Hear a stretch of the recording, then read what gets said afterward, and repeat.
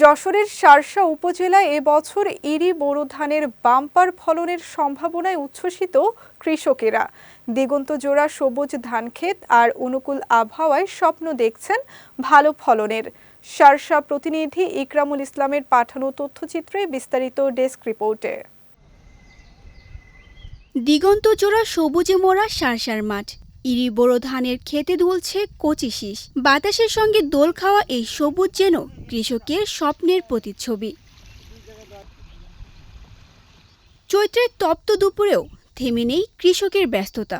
সকাল থেকে সন্ধ্যা পর্যন্ত জমির পরিচর্যা, সেচ, সার প্রয়োগ আর কীটনাশক ব্যবস্থাপনায় নিরলস পরিশ্রম করছেন তারা। নিরবচ্ছিন্ন সেচ সুবিধার কারণেই মাঠ জুড়ে এমন সতেজ সবুজের সমারোহ। আমি ধান করেছি 18 বিঘে। আমার ধান বিঘে প্রতি খরচ হবে কাটা বান্দা নাঙল চাষা ইঞ্জিন সার মাটি দিয়ে 15,000 টাকা মতো খরচ আছে। আল্লাহ পাক আমার যা ধান দিয়েছে, যদি সরকার যদি সঠিকভাবে দাম দেয় তা আল্লাহর মর্জি আমার ধানে মোটামুটি ভালো লাভ হবে।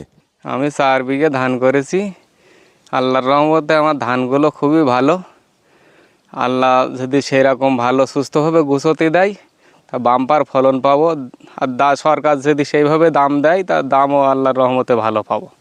কৃষকেরা বলছেন, গত বছরের তুলনায় এবছর ফলন অনেক ভালো হওয়ার সম্ভাবনা রয়েছে। বৈশাখ মাসের মাঝামাঝি সময় থেকে ধান কাটা শুরু হবে, আর সেই সময়ের অপেক্ষায় দিন গুনছেন তারা।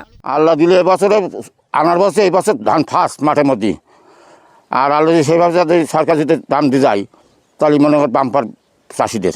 14 বিঘে ধান করেছি, ধানে ফলন ইনশাল্লাহ খুবই ভালো।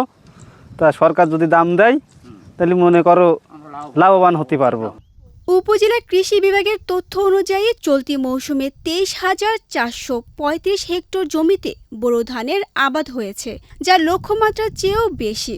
চলতি 2025-26 বোরো মৌসুমে প্রায় 23,435 হেক্টর জমিতে বোরো ধানের আবাদ হয়েছে। আমাদের লক্ষ্যমাত্রা ছিল 23,430 হেক্টর, যা লক্ষ্যমাত্রার চেয়েও প্রায় 5 হেক্টর বেশি।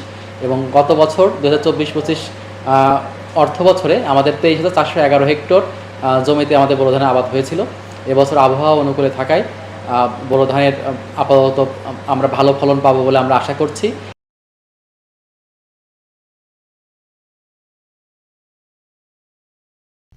দোল খাওয়া সবুজ ধানের এই সমুদ্র এখন শার্শার কৃষকের আশার প্রতিচ্ছবি।